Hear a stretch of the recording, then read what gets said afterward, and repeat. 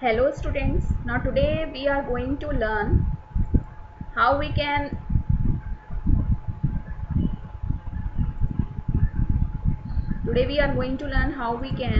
take input from the user. Okay. Yesterday if you remember, कल हमने क्या सीखा था कि हम डिक्शनरी से कैसे उसको डाटा फ्रेम में कन्वर्ट कर सकते हैं। तो कल आपको अगर याद हो, कल वाला जो हमने प्रोग्राम लिया था उसमें हमने 3 कॉलम्स बनाए थे, 4 रोज बनाई थी। कॉलम्स वर नेम, आईपी और इंग्लिश के मार्क्स हमने लिए थे। तो उसी पे आज हम काम करेंगे। अब उसमें तो हमने पहले से वैल्यूज़ दे दी थी। अब हम इस प्रोग्राम में ये सीखेंगे कि how we can take values from the user. अब आप खुद यूज़र से वैल्यूज़ लोगे। तो लेट्स स्टार्ट द प्रोग्राम। पहले हम लिखेंगे इंपोर्ट pandas as pd। अब आपको क्या करना है, आपको यूज़र से वैल्यू लेनी है। तो पहले हम ये देखेंगे कि कितने स्टूडेंट्स हैं, ठीक है, क्योंकि जितने स्टूडेंट्स होंगे उतनी बार हमें वैल्यूज़ को लेना पड़ेगा। तो इसमें हम लूप भी चलाएंगे। तो मैंने एक n इंटीजर लिया और इसमें लिखा इनपुट इंटीजर। आपको पता है न्यूमेरिकल वैल्यू के लिए मैंडेटरी होता है न्यूमेरिकल टाइप डिफाइन करना। तो आई हैव टेकन इंटीजर। उसके बाद मैंने लिखा input. Now I will use input keyword and I will write how many students are there.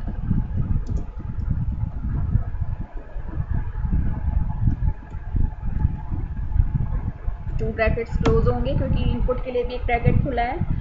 उसके बाद हम 3 वेरिएबल्स ले लेंगे क्योंकि मुझे यूज़र से नेम चाहिए, आईपी के मार्क्स चाहिए और इंग्लिश के मार्क्स चाहिए। तो मैंने क्या किया, नेम, इसको हम एम्प्टी रखेंगे बिकॉज हमें यूज़र से वैल्यू लेनी है। तो this list will be empty. उसमें हम डिक्शनरी का ही काम करेंगे। तो ये जो हम डाटा फ्रेम बना रहे हैं, ये मैं आपको बस ये बता रही हूँ कि हम यूज़र से कैसे इनपुट लेंगे। अभी तक तो हमने जितने भी प्रोग्राम्स किए उसमें हमने खुद से किया है। एक मैंने वेरिएबल ले लिया आईपी क्योंकि मुझे आईपी के मार्क्स लेने हैं, ठीक है, तो एम्प्टी लिस्ट क्रिएट कर दी। और एक मैंने ले लिया इंग्लिश, तो उसके लिए भी मैंने उसको एक एम्प्टी लिस्ट असाइन कर दी। ये ज़रूरी है असाइन करना क्योंकि वो होल्ड करने के लिए हमने एक प्लेस बना दी, वेरिएबल्स प्लेस।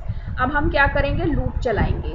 एक वेरिएबल लिया आई इन रेंज। अब ये लूप कब तक चलेगा, यहाँ पे देखो मैंने n लिया है। तो ये n जितने स्टूडेंट्स होंगे उतनी बार ये लूप चलेगा। तो हमने यहाँ लिखना है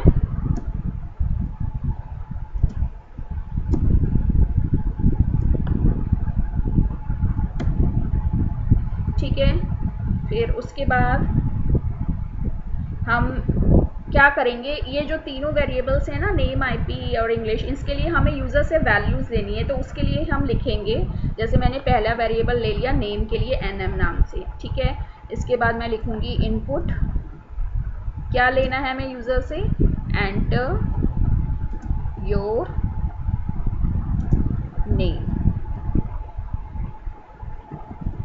तो ऐसे ही मैंने क्या किया है, दोनों आईपी के लिए मैंने कीवर्ड का थोड़ा सा ध्यान रखिएगा। ये जो वेरिएबल ले लें है ना, अब जैसे मैंने आईपी का यहाँ स्मॉल ले लिया तो मैं यहाँ बड़ा थोड़ा सा कैप्स में ले लूँगी जिससे डिफ्रेंशिएट करने में इजी हो।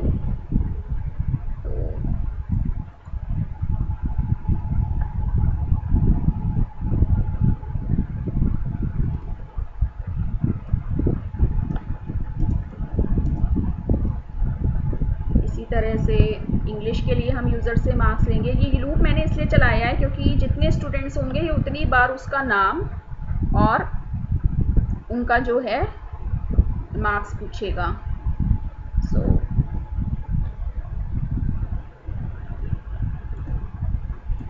इंग्लिश के लिए मार्क्स ले लिए।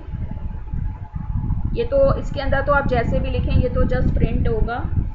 उसके बाद अगर आपको याद हो तो हमने एक अपेंड फंक्शन पढ़ा था। अपेंड का काम क्या होता है, जो भी हम ऐड करते हैं वो लास्ट में एप्ट हो जाता है। तो अब हम क्या करेंगे, ये जो कीवर्ड्स है ना, नेम, आईपी, इंग्लिश, इनके अंदर होल्ड करेगा। ये हमने होल्ड करने के लिए बनाए हैं। तो हम यहाँ लिखेंगे सेम कीवर्ड्स में, सेम लेटर्स में, नेम डॉट अपेंड। अब वो अपेंड की वैल्यू किस में स्टोर होगी, इसमें, ये जो nm हमने यहाँ पे लिया है, क्योंकि हम जो वैल्यू लेंगे वो nm में स्टोर होगी।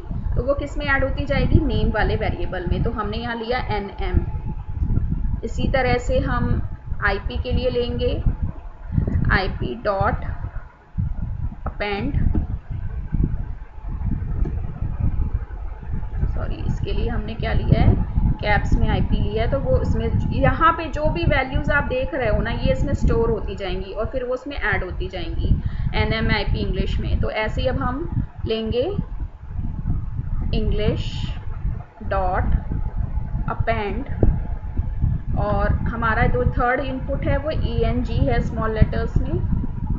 बस सबसे जो इम्पोर्टेंट था वो यही था। अब उसके बाद हमें क्या करना है, हमने वेरिएबल क्या लिया है, मैं एक वेरिएबल ले लेती हूँ स्टूडेंट, क्योंकि हमें कॉलम्स के नेम भी डिफाइन करने, जैसे हमने कल डिफाइन किए थे। इज़ इक्वल टू डिक्शनरी ले ली, इसमें मैंने एक हेडिंग ले ली नेम, क्योंकि यहाँ पे हम ये जो है डिक्शनरी में आपको पता है ये कीज़ हैं, और अब हम उसकी वैल्यूज़ किस में आ जाएंगी, इसमें ये देखिए ये वैल्यूज़ नेम में आएंगी, इस नेम में स्टोर करेगा। तो मैं यहाँ स्मॉल लेटर्स में ही नेम को लूँगी। उसके बाद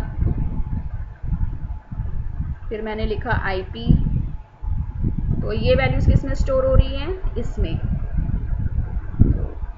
IP, फिर कॉमा, फिर हमने एक हेडिंग ले ली इंग्लिश,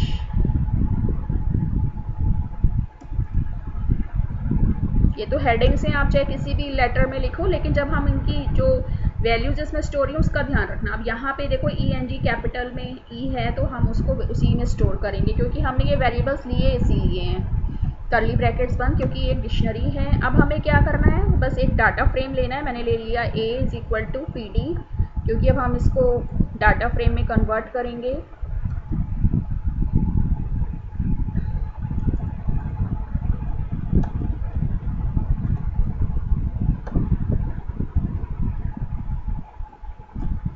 किसको लेंगे, स्टूडेंट को, क्योंकि उसी में हमने सब कुछ डिफाइन किया है। और अब इसको प्रिंट करा देंगे, प्रिंट A।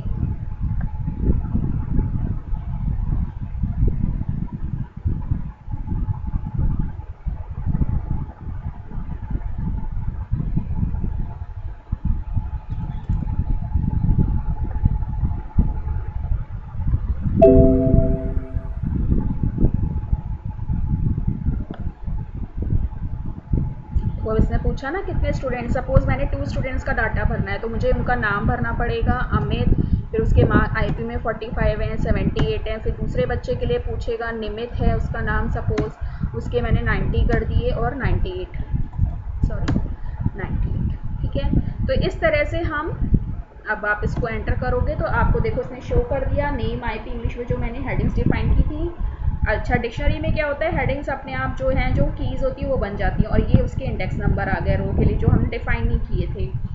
रो के लिए अगर हमें इंडेक्स नंबर डिफाइन करना है तो उसके लिए हम इंडेक्स कीवर्ड यूज़ करते हैं। तो इस तरह से उसने आपको नेम के नीचे नेम और उसके लिए वो शो कर दिया है। तो आप फिर से देख लो, इंपोर्ट पांडाज एज PD, फिर हमने एक इंटीजर लिया जिससे वो हमें ये बताएगा कि हमें कितने बच्चे जो हैं लेने हैं। फिर उसके बाद उनको हमने वेरिएबल से लिया जिसमें हमें वैल्यूज़ चाहिए। फिर हमने एक लूप चलाया, उस लूप में हमने 3 कीवर्ड्स लिए, क्योंकि वो नेम एंटर करेगा IP में इंग्लिश में। फिर उसके बाद अपेंड का काम किया है, वो उसमें ऐड करता जाएगा। अपेंड मीन्स होता है टू ऐड, तो जो किस में ऐड करेगा, जो हमने यहाँ वेरिएबल्स होल्ड किए थे और ये जो यूज़र से वैल्यू यूज़ करेगा उसके अंदर होल्ड करता जाएगा। उसके बाद हमने यहाँ स्टूडेंट एक वेरिएबल लेके उनकी हेडिंग्स डिफाइन कर दी। उस हेडिंग में ये नेम जो है ये हमने यहाँ से लिया है, ये जो हमने कीवर्ड्स लिए हैं ना, ये कीवर्ड्स हमने इससे डिफाइन करे हैं एम्प्टी, जिसमें क्योंकि इन्हीं में सारी वैल्यूज़ होल्ड होंगी। और उसके बाद हम उसको डाटा फ्रेम को पास करेंगे और प्रिंट करा देंगे। तो इस तरह से आप हर बार जो है एक नया डाटा स्टोर करवा सकते हो। तो इस तरह से हम यूज़र से भी वैल्यूज़ ले सकते हैं। तो please students, practice is today. Okay, thank you.